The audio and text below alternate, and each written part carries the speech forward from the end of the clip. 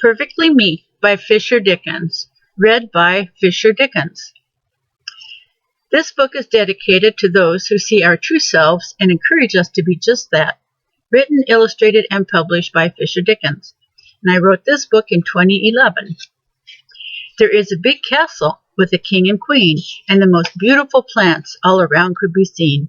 As tall as the sky stood a majestic oak tree, and in the dirt underneath it was a little brown seed. The seed lay in the oak's shade from the sun, wondering and wondering what it would become. Grass, flowers, and bushes all around it could see. It looked up and noticed that mighty oak tree. "Oh my," gasped the seed, "I could grow tall like you and give shade to others just like you do." The oak said, "We're all important as can be, whether giving or taking the shade from a tree. However you grow, whatever you do, you'll be awesome and special and perfectly you. Yes, you might be the seed of a tree such as I. Sprout yourself a little and give it a try." And the seed says, "Oh my." So the seed pushed and pushed, and out popped a shoot, and it grew and became a strong root. "That's the way," said the oak. "That's a very good start. Rest a bit, drink some water, then grow your stem part." "Does my root look like yours?" said the seed to the oak, as it pushed out a stem through the dirt it did poke. The oak answered, "That's a strong stem and a superb-looking root. Whatever you are, you're perfectly you. Grow tall or grow short, be flowers of blue, or a tree or a bush, but be perfectly you." The seed said, "I'll do what I can and not what I can't. Maybe not more than turn seed into plant."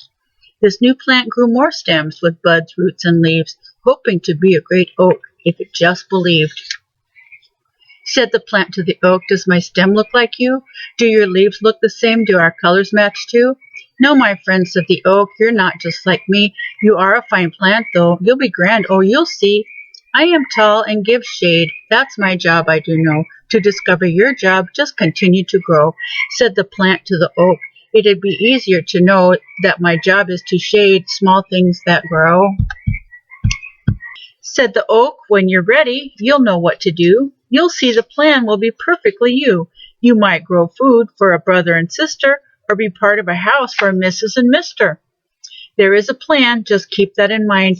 Everyone has a job that is perfect, you'll find. You don't need to worry or fret or stew. If you don't find it, it will find you." Said the plant to the oak, "Please look on the ground, see if I look like anything that's around."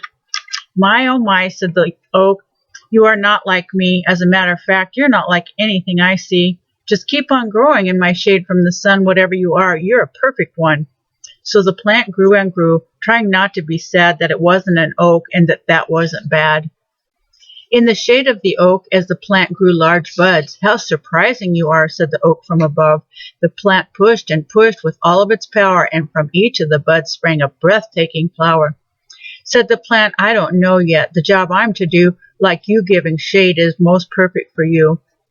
Said to the plant, "I can see far and near. The most beautiful flowers you yourself grew right here. You are magnificent," the oak continued to say, "and most perfectly you in every way."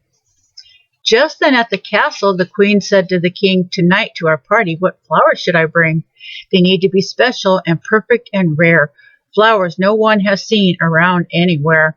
And the king said, "Let's go for a walk. You may find something quite like what you have in mind."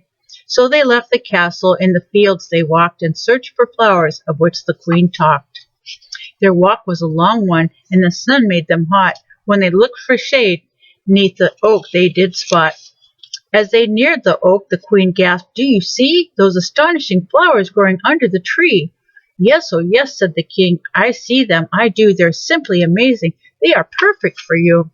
The plant was so happy, it stretched up so proud. "These flowers are just perfect," the queen said aloud. "Well, I never thought," said the plant to the tree, "that I'd find my purpose by just being me." With each flower the queen picked, the plant grew 3 more and became even bigger than it was before. And the king said, "Dear plant, know this to be true. There was never a more awesome flowering plant than you. These flowers are going to our party tonight. No one has ever seen flowers so bright." The queen and king gathered all the flowers they'd need, saying, "Thank you for being so perfect indeed." Said the plant to the oak, "You were right. Now I see. I grew and, though different, became perfectly me." The end.